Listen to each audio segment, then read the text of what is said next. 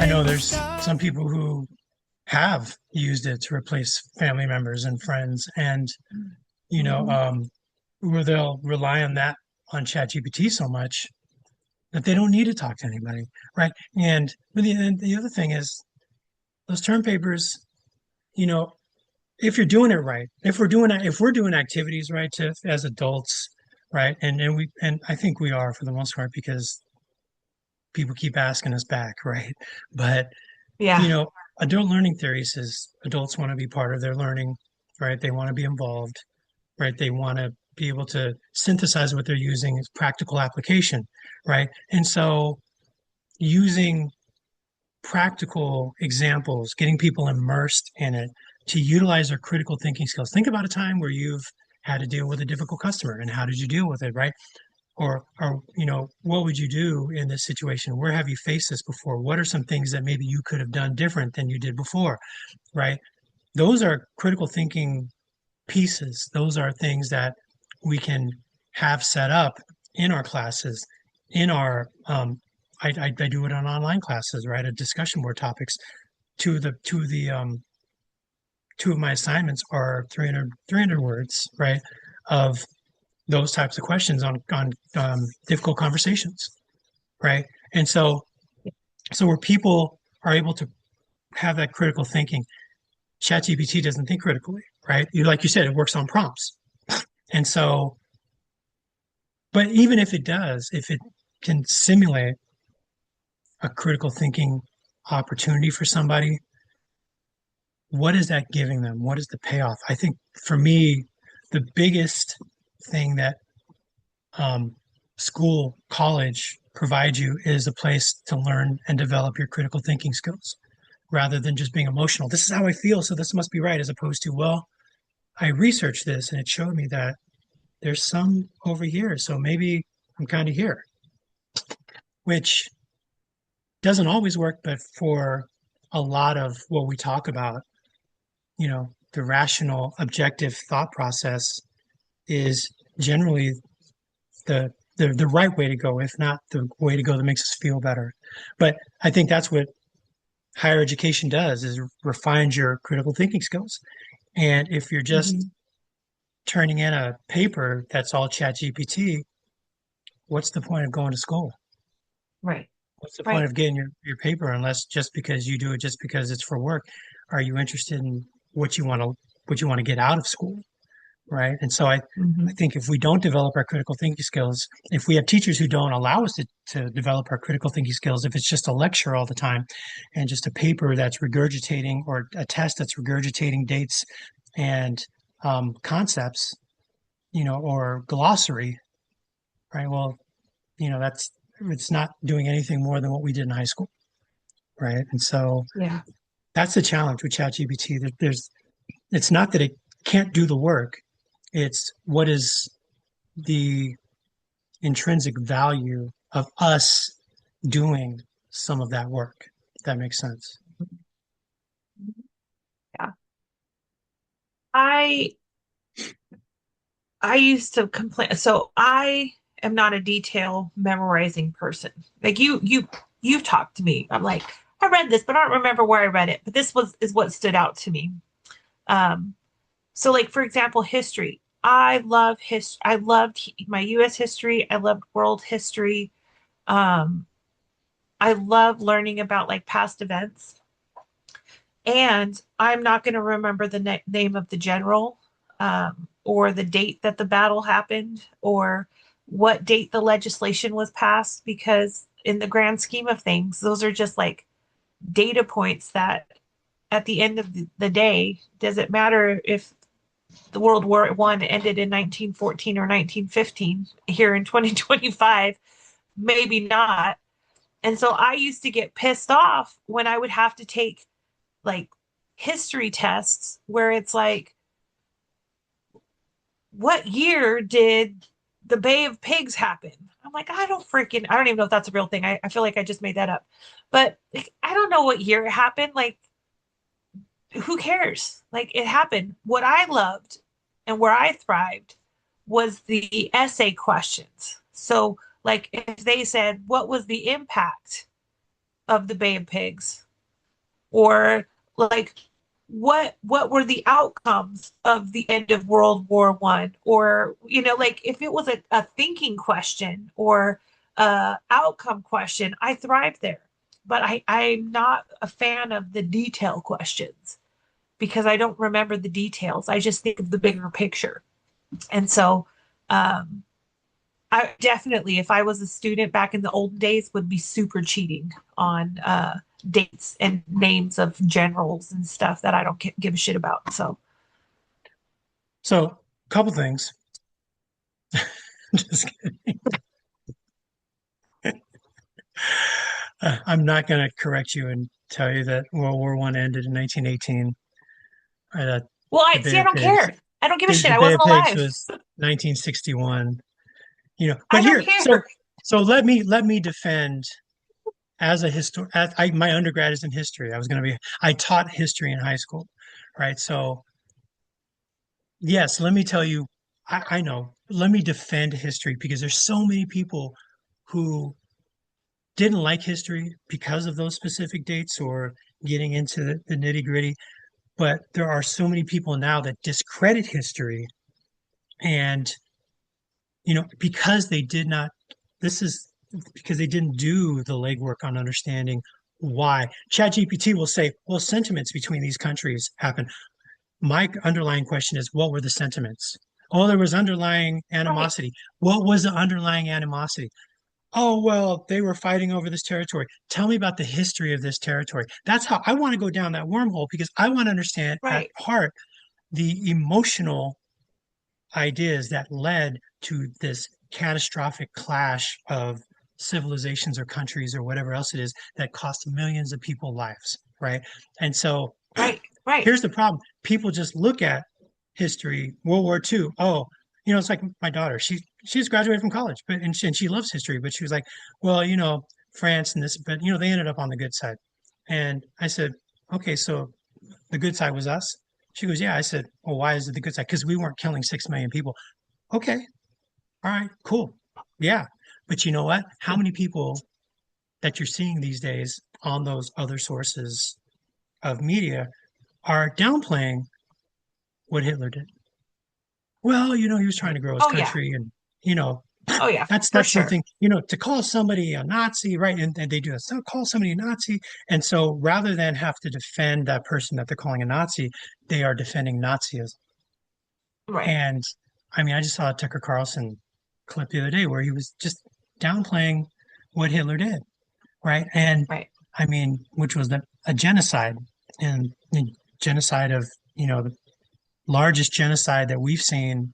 I mean, there's been large genocides. Millions of There's Armenians one have been happening right slaughtered. now. There's one There's happening one right happening now, right now. Yeah. right? But just to think about, just at the scale in Europe, we were watching a French movie yesterday, and my daughter handed me, what ChatGPT said, and just how why France got in World War II, why they didn't get into it sooner, and what were the results. And it said 3% of all Jews in France actually were able to come back, which meant 97% were either killed or dispersed. Right now, Yeah. if you don't go into digging how many were killed, how many were dispersed. People can say, oh, killed or dispersed. Oh, well, so probably most of them were dispersed. Who would kill all those people?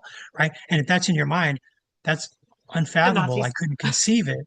They will downplay it Right. because Right. that's emotionally, that's what you're thinking. People couldn't do that, but people did that.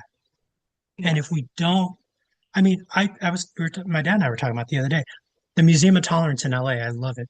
I used to go there all the time, and my daughter was old enough. I took the kids I was working with at Edwards Air Force Base. Every year we went on a trip down there. I was a season ticket holder. I mean, I would go down there just to see um, survivors talk about their stories. But that was 30 years ago, right? I mean, if you survive the camps that were liberated Hmm. in 1945, how many people are alive that survived the camps in 1945? Not many.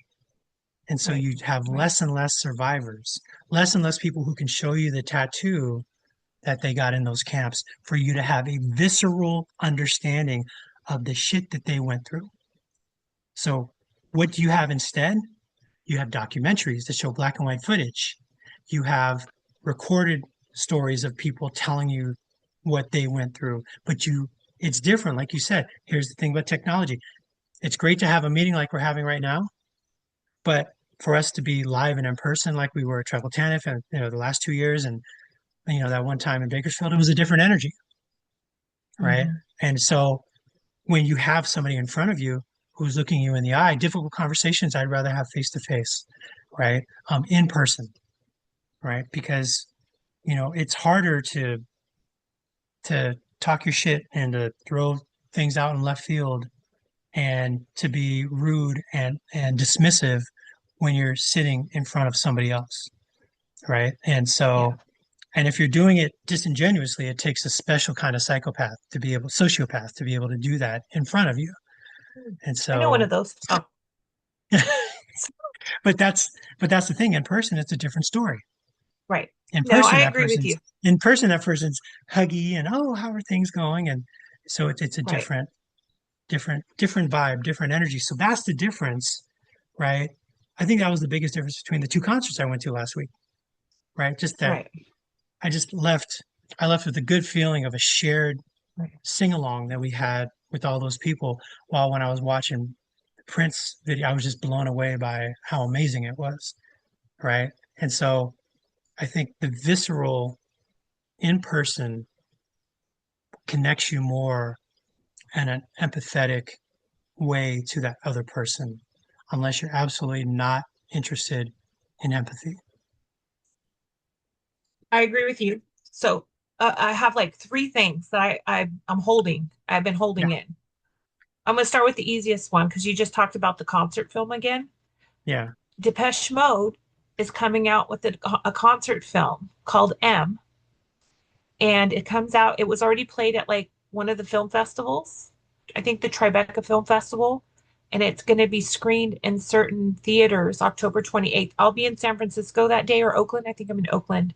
So I'm super stoked because I'm pretty sure I can find a theater in the Bay Area that's going to be screening this Depeche Mode film documentary. But their last album was called Memento Mori, and it was focused on like death and living and all of it was very a very good album. But it's going to be the film is going. It was made by a Mexican director, and it was filmed in their concert in Mexico City. And it's going to not just show the concert, but explore the connections between like the Mexican culture and death, and their love for Depeche Mode because Mexico and all of Latin America, they love Depeche Mode. yeah, I am living for this. I've been looking forward to this, and it came out. It's like coming out right around my birthday. Depeche Mode does this every time they come out with a new concert film. They release it around my birthday for me specifically. yeah, So I will watch it. I will tell you it's amazing. And then when it comes out on collector's edition, I will buy it and hold it forever. So that's just a random thought. Thank you, technology, for keeping me in the loop. I don't have social media anymore, so I can't keep track of this stuff. But I will say I have a good enough group of people who love and care about me and know about my interests that I've gotten several texts and screenshots from my friends from their social media say, "Did you know that this is happening?" And I said, "Yeah, of course I do. I have my ways." So very excited. The second thing I wanted to say is what you just said about history and understanding like the underlying conditions is the part of history that I enjoy, and which was my whole point. Talk to me about what happened. Don't ask me to memorize the dates and yeah, times and freaking who did it. Um, that to me, like you can spout off all the general on this date at this time at this place did this, and that's great. I'm not saying it's not important to know that stuff, but where the impact is, I think in history and understanding the future is like how did it get like I guarantee you what happened in Europe and what led to World War II. I bet you nobody in Germany or Poland thought, "Oh wow, this is going to lead to 6 million people being killed in the beginning," right? And I see it happening right now, but that's for another time. But we're getting there. And it's like when it's happening in real time, it's hard to understand what you're seeing right in front of you. But this is why history is so important, to understand how it happens, not just when and why, or when and who it happened to, but like understand like all of those underlying conditions. I don't think we talk enough about that. But that's where I was always fascinated by history. When I was in college, I had the greatest US history. And by the way, this US history class I was taking, um, I found out about us going into the Gulf War, the Iraqi War, not the Gulf War, the Iraqi War, in like real time in my history class. Like my history teacher was like, "Hey, FYI, we just declared war," and we had a conversation around it.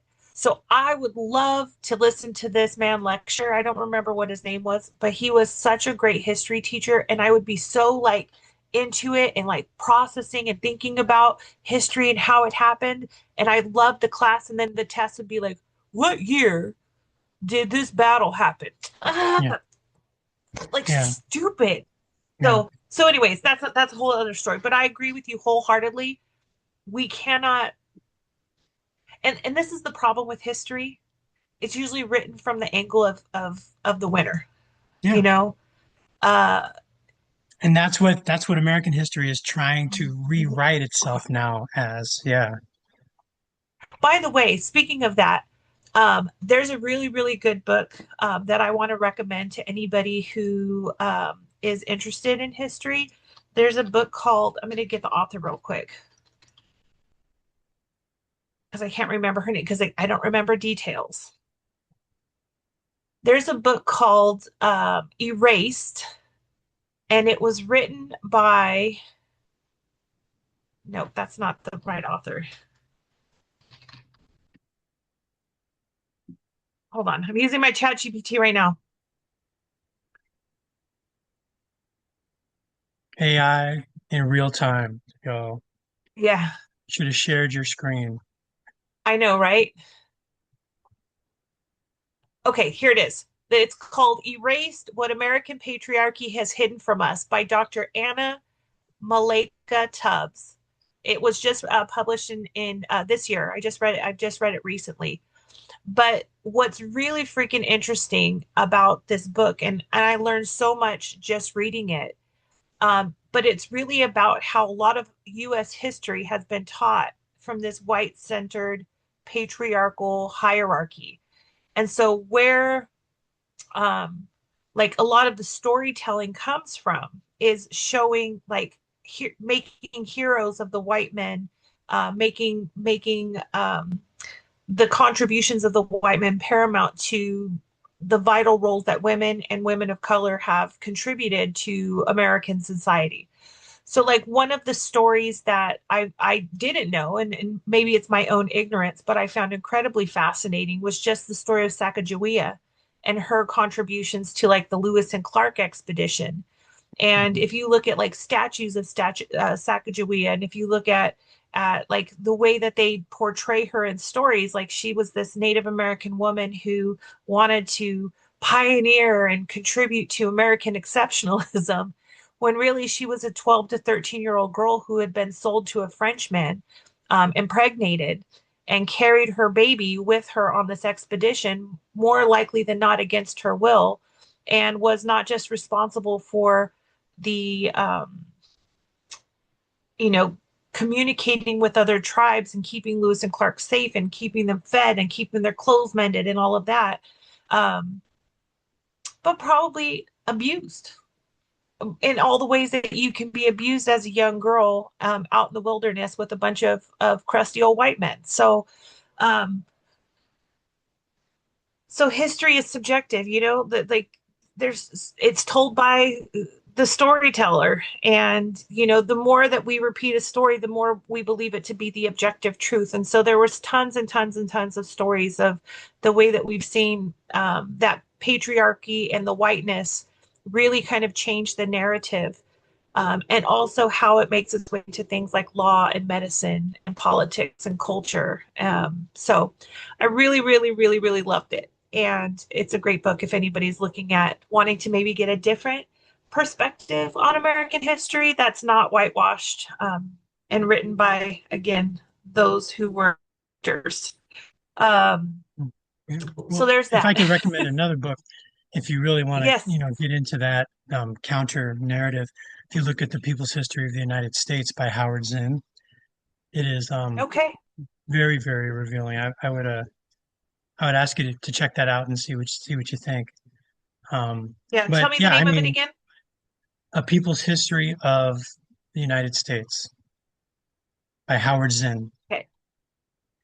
And I mean, if you want to get into native, Bury My Heart at Wounded Knee, which talks about what really happened, um, all the things that led up, to Custer, and afterwards the ghost dancing and the final subjugation of the Sioux in in in a in the Midwest. Um, Fun fact: my my grandmother was born in Great Falls, Montana. She was part of only two black families in that entire town. There's a picture of all the black people that lived in either Great Falls or Helena. I can't remember which one of the, but it was. I mean, it was just to fill the middle of a thoroughfare, right? And her grandmother was Maria Adams, who came to Montana with General Custer and his wife when they came. So they came from Kentucky and went out into Indian Territory, and she was the maid of the house. Her sister was the cook. And so I have locks of hair from either General Oh, Custer or Mrs. wow. Custer, a potato masher that she used, a tea steeper, right? All these other things. And Wow. a picture. I have a letter signed by the governor of the territory of Montana, allowing my great great grandmother Maria Adams, and my great great grandfather Duke Dutrell being able to get married, and it was signed because they were black. It was signed by the governor of the territory of Montana, right? So these are That's things cool. that are That's super cool. artifacts that I mean, maybe I was just inherently interested in getting into the weeds, but if I ask a question about what happened July 4th, 1863. And I will say what happened July 4th, 1863, and what was the ramifications. The, you know, Lincoln's Gettysburg Address, right? Or when was the Emancipation Proclamation signed and what did it do? Which basically it said um, the all the slaves in the states of the South are now free, except we're still fighting against the South and we were losing against the South at the time. So basically, the proclamation didn't do anything, but it was glorified afterwards. Oh, what a courageous step to free all the slaves. If we didn't beat the South, the slaves wouldn't have been free. The Emancipation Proclamation would have meant fucking shit. Mhm. See, and I Yes, would that's have what I'm loved saying. it to say when the emancipate. My question, if I was teaching, would say when the Emancipation Proclamation was signed on such date, what were the ramifications? Yeah, Because I'm not going to remember the date. I can't remember. yeah, Can I tell you? I'm so bad with dates. I have been a day late for every person I love's birthday this year. yeah, Every single person I love, I have wished them a happy birthday the day after their birthday because I am so bad with dates. yeah. I love them so much, and I just details are not my thing. Yeah. Well, but then I feel also let me horrible. tell you, if I was to say, the World War I lasted from 1913 to 1918. Um, why is that significant for American troops? Because a lot of people don't realize that World War I, either they realize it lasted 4 or 5 years, or that the Americans fought in 1917, but they don't understand the 3 years before that where Americans were staying away from it. Just like World War II. World War II supposedly started in 1942 for us. It started in 1939 when Germany invaded Poland. And so what took us 3 years? It's like my daughter and I were talking about that the other, Pearl Harbor. If the Japanese hadn't bombed Pearl Harbor, do you think the Germans would have won? I said, very well could have. Well, why did they bomb Yeah. Pearl Harbor? I said, well, that's something. If you got time, I can explain it to you, right? But that's what you need to know about history. Why Right. were these things happening, and what were the factors that could cause them to happen again. But because so many people are taught to regurgitate dates and presidents, Right. right? Right. And what order they were in. Who gives a shit what order they're in? Which Right. president was Right. the one That's my that point. allowed, right? That's right. So Right. that's the important piece for me as a historian.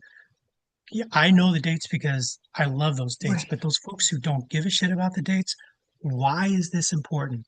Why is it important? Exactly. So let's connect this with technology since that's kind of what our theme is of today. So let's just think about like right now, like today, how technology is shaping like how history is going to be uh communicated from years down the road. Like there's a lot of stuff happening in the United States right now, and how it's being narrated is very, very different depending on who you're talking to. And for example, the media is so biased. Do you remember when we used to have journalists that actually looked for facts and not sound bites, facts and not clickbait? Like, let's uncover a story and see what the story tells us versus let's figure out how to spin a story to make it fit the narrative we've already decided. I mean, could you imagine? And now we have like this whole push where um, if certain people in power don't like the story that you're telling or the way that you're telling or what has been uncovered, then you get sued or you get punished or you get penalized or you're not allowed in the press corps room. Even social media, which um, social media, like one of the many, many reasons that I chose to get off of social media, it's just the control of the narrative in such a negative way. Like being on TikTok, I learned so many words that make no sense because you have to like navigate around the community standards. So you can't say somebody was killed or somebody died or you have to say they were unalived. Unalived. Like you can't say the word porn, but you could say corn, right? You can't say pedophile, but you could say PDF. That's like language has to shift because certain words are banned that are very, very relevant to like current events. So um, it's really, really kind of interesting how another example is it's not being covered enough in like mainstream media. Like I'm not seeing it on my local news. I'm not seeing it on my Google alerts that come up on my phone. But there are tons and tons of protests that are happening around this country every single day. And even on social media, where people are posting about these protests, they can't even use the word protest because if they are like, here's the video of the ICE protest in LA, their videos are flagged, they get a community violation and their accounts get taken down. And so now, and I hope to not like this is probably like not news, but they're now calling online the protests, they call them music festivals. Hey, there's a music festival in downtown LA right now. Hey, there's a music festival in Chicago. Hey, there's a music festival because just using the word protest gets them violated to suppress like what's happening. And I'm not saying this isn't happening on the other side as well. I'm sure there's lots of stuff that maybe other people are reporting that are they're not allowed to say or not allowed to do, but um, I'm sure it's happened for generations. But the way that we as a country at least like really control like the communication of what information people are exposed to is really kind of like terrifying, to be really honest with you. Like really, really freaking terrifying. And with technology, like rumors and speculation like dominate the freaking the like space. Like just this weekend, everybody, Trump is dead. Trump had a stroke. Trump, they're throwing his body parts out the White House windows. Look at this face. His nose is not the same shape. He doesn't have that cartilage. Like there's so much like hyper focus on conspiracies. Like nobody's looking for the truth anymore. It's so demoralizing. But you know, before Watergate, Tiff, before Watergate, presidents got a path to do whatever the hell they wanted. Yeah, I You, believe you it. didn't hear you didn't hear anything. So that's the fallback. Technology leads to a lot of that misinformation, but also technology has led us to have more access to some of the truths, right? I mean, nobody knew about JFK and Marilyn Monroe until 20 years after he was dead. Right, Nobody right, knew, how racist Nixon was, or, you know, how racist FDR was, right? Because it didn't matter right. because he tried to create improve the depression, but a lot of what he did not help black and brown folks, right? So I mean, and Yeah, people have been trying to deport brown people from this country. I mean, in the 1800s, we did not allow any Chinese immigrants in the country for 60 right. years. These are things Until we that needed them for the railroad. Until we no, needed them no. for the railroad. Once the railroad was done, they kicked them all out who were not citizens. That's why Right. there's so many Chinese Mexican people in Mexicali, Yeah, right? They've I been know. there Yeah. for over 100 years. It's because they had nowhere to go. They couldn't be in Arizona anymore. So or California. Right. They had to go to Mexico. And so, Yep. and look, I mean, the internment of Japanese Americans during World War II. Hmm. These are things, Yep. like I said, because I'm a historian, they come up in my mind when everybody says, "Oh, this is the worst thing that's ever happened." This isn't the worst thing that's ever happened. Been This is happening. history repeating itself because of a culture that is supremacist on one race or Mhm. ethnicity, right? And one thought process. Absolutely. And so people have Yeah. been It's just that it using keeps changing.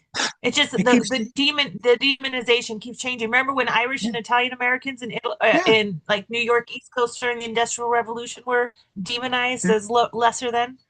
there's a picture that I remember seeing in a museum of a Irish longshoreman with this huge net of cargo in the 1800s, this huge net of cargo Hmm. that he was directing to be lowered right on top of him while there were like three slaves away from off the ship watching it, which the narrative was the slaves were more valuable than that Irishman because slaves had a dollar value connected to them. They were considered commerce, and the Irishman was Yeah. considered, well, if you lose an Irishman, there's another one coming, right? So these are things that, I mean, you forget our country was founded on a lie, on slavery, right? And so Mhm. this is not anything new. This is history repeating itself.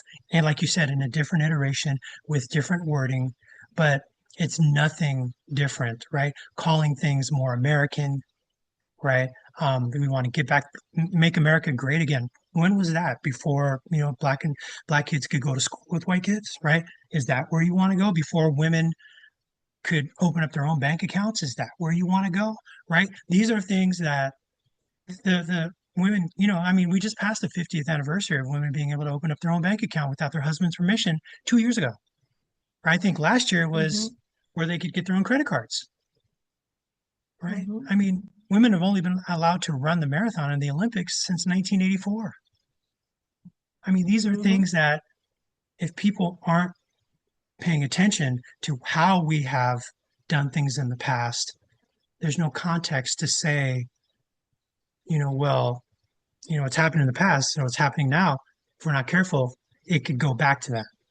And that's why people are just dismissing it. Yeah, I don't like those dates and numbers. Cool. You're getting the wrong, you're getting the wrong instruction, right? History teachers, I hope I don't have to tell you this. Don't have people just memorize dates and numbers, especially in high school where critical thinking skills are being developed, and college where everything is being developed, right? And so that's that's my tip for the week. right? Just watch your mouth, watch what you're writing, and watch how you're connecting with people. Just what value are you providing them in teaching them about how our country, our society has developed and technology, right? So I just had a thought right now. And let's take it back to the workplace because we're going into society as a whole, but this absolutely does have an impact in the workplace just as much. And one of the things that really just came to mind is something I got from this another great book called Trauma Stewardship by Laura Vandernoot Lipsky. Um, One of the things that she talks about in the book about like helping professionals specifically is having a scarcity mindset. And I think like one of the challenges as a society, especially when it comes to like use of technology, number one, what a first world problem that we started off with today. Would you rather give up your computer or your smartphone? When we know that there are several people in this world that don't have either option, right? And they're still wondering where their next meal is going to come from. But that aside, but the scarcity mindset of there's not enough to go around, and so we really have to be competitive with acquiring resources, whether it be food, whether it be water, whether it be technology, information, etc. And so what this makes me think about right now is like all of the conflicts that we have in the world and society, in our workplaces, are all very, very rooted in the scarcity mindset that if I am going to win, someone else has to lose because there's not enough to go around. And I think that the reality is that there's plenty to go around. There's enough room for everyone to be successful. And the more we can move away from this scarcity mindset and say, let's find ways to leverage our resources, leverage our information in a cooperative way versus an individualistic way, like our world would be such a better place. And I don't want to oversimplify something that's incredibly complicated. But even in like the workplace, if let's say we do have limited resources, which we work in government, so you know you don't have what government doesn't get unlimited funding. A lesson I learned in my 20s. I thought that if you work for government, you could spend as much money as you wanted. Apparently, that's not true. Um, there's budgets and stuff. Um, but imagine if we instead of like competing for the limited resources, we were able to have conversations around this is what we have, how do we make it work where everybody gets what they need, in a way that's like meaningful for the whole, not just the parts of the whole. And I think this is like again where people get vilified and why we have like the inequity, and this is why we have like again who's getting deported or who doesn't belong or who's not American enough. That type of conversation is really, really rooted in that scarcity mindset. You know, immigrants are taking your jobs. Well, uh, if that's the case, if someone who is here without documentation, who doesn't speak the language, who, uh, you know, has a lot of disadvantages being in a foreign land, can get hired over you, what does that say about you and your qualifications versus this person stealing your job? They still have to apply, they still have to be accepted. You know what I mean? There's like more complexity to it. But a lot of times when people are not succeeding or they're not getting what they want or they think that there's not enough, they have to make somebody else the scapegoat of their own decision making. um, and that happens all the time. I mean, just something so simple as a promotion. And I'll tell a story, a hypothetical story of three friends that are applying for the same position. And these three friends have had cooperation, they had mutual respect, mutual love for each other until they were all going for that promotion. And the beginning conversation being, we're rooting for each other. I hope one of us gets it, right? Because they weren't the only three, but I hope one of us gets it because we're the three amigos. And then when one person gets it over another, now the little passive aggressive comments or the little shade gets thrown, or, for what? Because maybe you weren't the right person for the job. Maybe that person has another skill set that they saw that you didn't have. Like, and it happened. Everybody, I mean, I don't want to say everybody, because everybody and nobody is too broad, but many people have this mindset that when I don't get what I want, I have to vilify somebody, or I have to come up with a reason that protects my identity of who I think I am and what I think I deserve. And so I have to make somebody else the bad guy versus just maybe thinking about it in a different way, to say, how do I now, I'm happy for my friend that got promoted.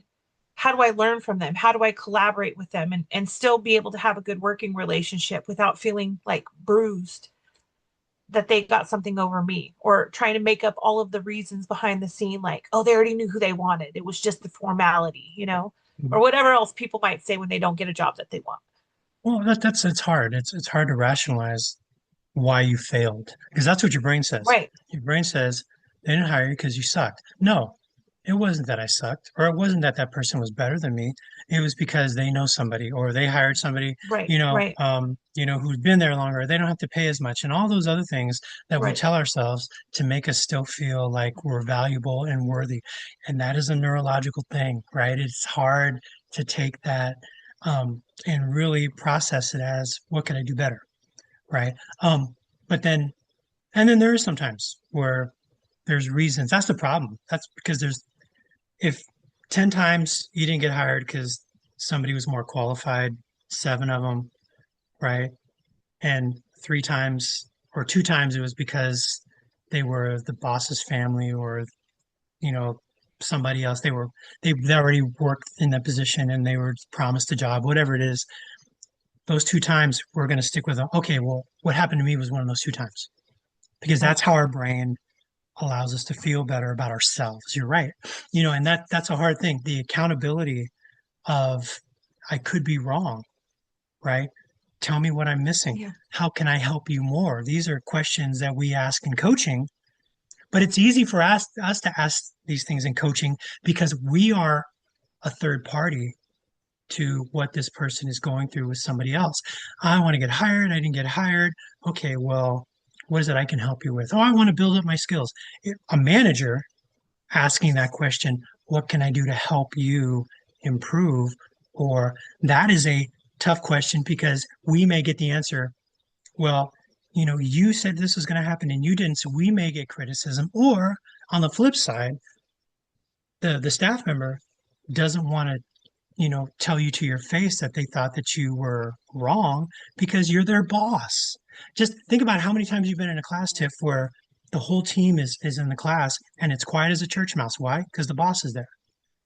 I've heard it Right, specifically a right. couple times where the boss had to step out. Okay, well now that she's gone, right? And they've said that, not me. I said it as Yeah, a joke one time, and you could see everyone go, right? yeah, Because yeah. people are always worried about perception, and that's such a hard thing, right? So it's that neurological thing. And you were talking about the idea of abundance and scarcity. Abundance is the opposite of scarcity. I've really got into Drive for Survive, the F1 series that's on Netflix. I didn't realize it was seven seasons, right? So I never watched the one because it was like 7 years ago. But then I looked at it after I saw F1, the Brad Pitt movie, right? I know it as F1. My wife knows it as the Brad Pitt movie, right? And so afterwards, and they mentioned that in the movie. So I went and looked at Netflix. There was seven seasons of it, and including just last year. So I've binge watched this week. I'm on the sixth season. I watched the seventh season first because it was the most current. Then I watched from the beginning.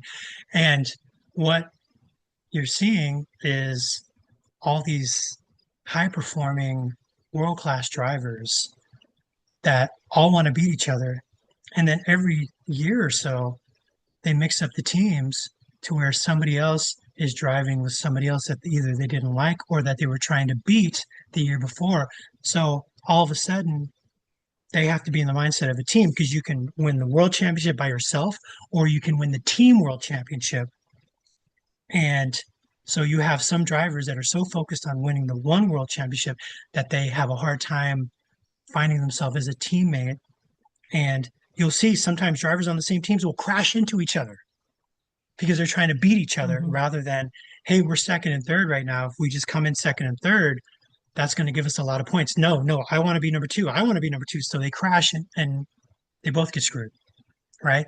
And so, and it is that mindset of I want to beat you, I want to be better than you, but at the same time, it's the mixture which causes cognitive dissonance. I need to, and they say it many, many times in the documentary. Yeah, I know I want to help the team, but I also want to beat my teammate. And so think about how often you see that Yeah. in the work world, right? Oh, this person is the subject matter expert. How come Yep. they didn't ask me? I could have done it fine. I'm just going to check out. I'm not getting paid any extra for it. It's just nobody asked my opinion. They asked her because she's been here for 2 years longer than I have. I actually have an MSW. She doesn't, right? How Hmm. often do people do that? Even in the Oh freaking yeah. parking lot. Oh, they got the new, you know, they, they got the new Honda. Mine's a couple years old. Oh, well, huh, they must have spent more money on it. And, Must be nice. right? Yeah, yeah, exactly. Rather than celebrate each other, where you have that I abundance mindset of a rising tide lifts all boats. If we come in second and third, that's more points than being first, right? And we also way more points than fourth all the way down to 20th. If that person has a new Honda, cool. Let me ask them what's the difference between their Honda and mine.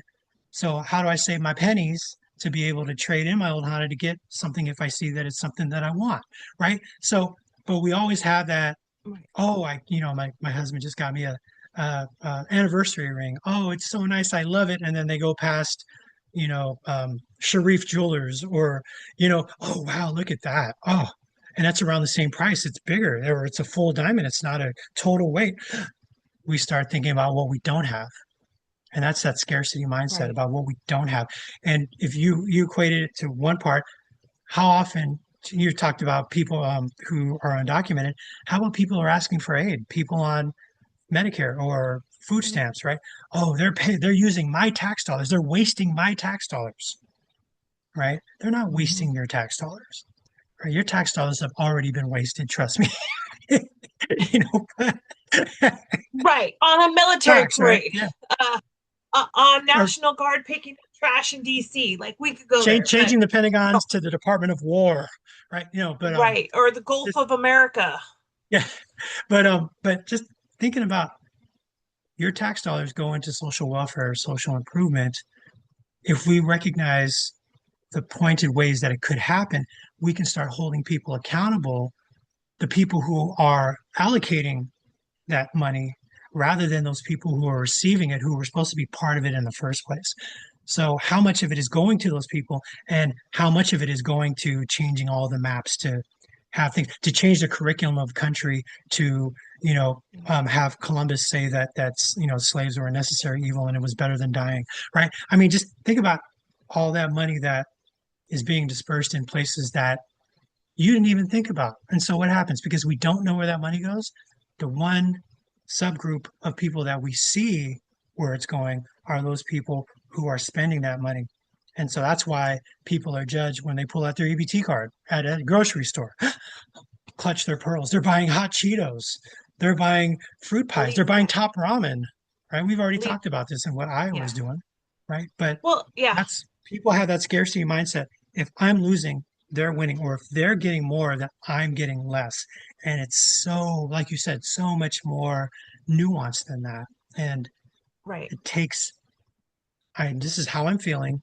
Is my feeling correct? What do I need to do to be able to see exactly what it is I think is happening? But that takes a Right. nuance that a lot of people don't have time for, unfortunately, because it's easier just to go with what we feel. I agree, but my goal in this life is societal change, right? And I have to start with me. I don't want to be a hypocrite. I am competitive. I am competitive in certain things that like board games. I'm not going to let you win me at speed. A card game, like if you ever played speed, like I'm not going to let you win.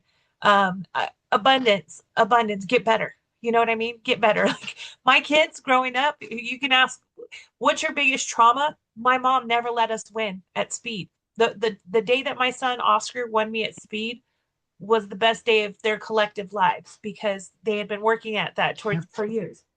So there's definitely like a balance between like competition and scarcity. Like only one person can win speed and it's going to be me. But also that thought of abundance. Like I would beat my kids at speed, but I'm going to give them all the love that I have because there's enough to go around, right? Like we joke and we're serious about me having a favorite kid, but I love all of my kids abundantly. I there's no limit to that. And in the workplace, I will say historically, because of like the environment where I like the work environment where I kind of came up, it was very competitive and it was very much a scarcity mindset. And so there was a lot of backstabby, passive aggressive, I got to beat you or else I'm going to get beat. Like that was kind of the environment. So not Yeah. knowing what you don't know, you kind of fall into that norm, right? When in Rome, when in Yeah. Rome, you kind of join that. Um, However, with like distance and age and exposure to different mentalities and exposure to different mindsets and exposure to different groups of people who think differently, it really did help my mindset in terms of like competitiveness. And so I'm not competing with anybody but myself. I am not competing with anybody, but like to me, there's always room to grow. And or there's enough room for all of us to succeed is where I'm going. Like there's enough room for everybody to succeed. So I don't want to be a gatekeeper to success. If I can lift you up, if I can help open a door for you, if I can help connect you to somewhere, maybe someday you'll surpass me. And I hope you do. And I really genuinely hope that you do. I want people to do better than me. I've kind of peaked in life, to be honest with you. Professionally, I've gone as far as I'd like to go because I have discovered in my big old age that I want to prioritize my home well-being over my career goals per se. Like I don't live to work. I work to be able to enjoy the lifestyle that I've been accustomed to. I work to um, fund the type of life where I get to enjoy it before retirement. I don't want to wait till I retired to do the things that I want to do. And so with that mindset, like this of abundance, it's not like I have to compete. It's like, let's find a way. And how do we succeed? Not just me. And that's really hard to do for many, many people. This is not to say, by the way, that I'm altruistic or I'm a really great person because there still are, I don't want to say I'm competing with them, but I do like winning, right? I do like winning. And honestly, I've said this before and I'll say it again. A lot of my success and why I choose abundance is out of spite. I like to do great things to just show you I can, no matter what negative stuff that happens behind the scenes, I'm gonna still be great.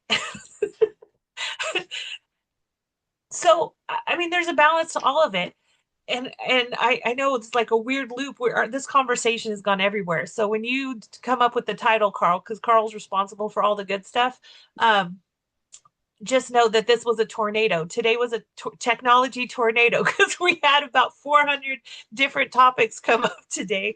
Um, but leading it back to this like use of technology, there's an abundance of it. And my thought here is how do we use all of this technology from a spirit of abundance and making things better instead of making things worse? How do we not become gatekeepers of information, but really kind of share as much information as we can? How can we be critical enough to not take everything at face value and be willing to not just spit out whatever AI tells us, but be because AI can be wrong. Remember, it's predictive, like you said. How do we use it to trust but verify? right? Like, oh, that's an interesting point. Let me actually look into that a little bit more. Or let me ask some critical questions to see if there's another side of it. I love like chat GPT, especially when I'm trying to win an argument, where I'm like, give me some statistics about from Yeah. this spot. And then I like to ask the question, what is the counter? What is the counter to this data? Right? What's the other side of this? Or what are other people reporting? And I like to kind of see both sides before I make a decision. Um, and I think at work, if we can't use technology to do that, by all means, let's not use technology to like disparage each other and to make each other's lives difficult. I Oh, know, please do. can I, so, you know, it's funny. Um, Chat GPT has a really like, I'm not going to spill the beans on this right now because I think it's funny. Um, Chat GPT has a really distinct way of coming up with like class names and workshops and stuff like that. I can spot it in a crowd. Like when I like look through course catalogs and stuff like that, I'm like, that's AI generated. That's AI generated. And I use it too. Don't get me wrong. I always ask Chat GPT to do the hard work for me, and then I customize it to make it more like my style, my language, like whatever it is. But it's really kind of a fun game that I play, and I'm not doing it from a place of judgment. I'm like, more power to you. Work smarter, not harder. But I can almost always see which are AI generated and which are like from the old good old fashioned human brain. It's kind of Yeah. fun for me to try to be a detective. Very cool. So just to go back, circle all the way around the beginning, you being a detective, could we call you Encyclopedia Salcedo? You sure can. One of, one of my favorite Hey, I'm full of Encyclopedia useless Brown. knowledge. Remember Yeah. Encyclopedia Brown? Those old books that they're like Judy Blume books and all those. I don't Yeah. remember that. I Oh, do not. That might have been before my generation. yeah, yeah. Because she's saying I'm old. All right. So we're gonna wrap up with that with that insult. But until next time, folks, stay safe in this world of the technology tornado. And I'm Yeah. Carl. And I'm Tiff. And keep it real. Keep it real, real, not AI real, real, real.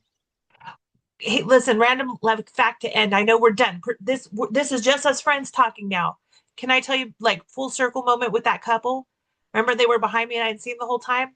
When they walked away, the dude was wearing an American flag shirt and the lady had cankles. I'm just saying they hella fit the profile that I was expecting. So no technology needed, human discernment. It was exactly what I expected. So For real, keep for it real. real, real.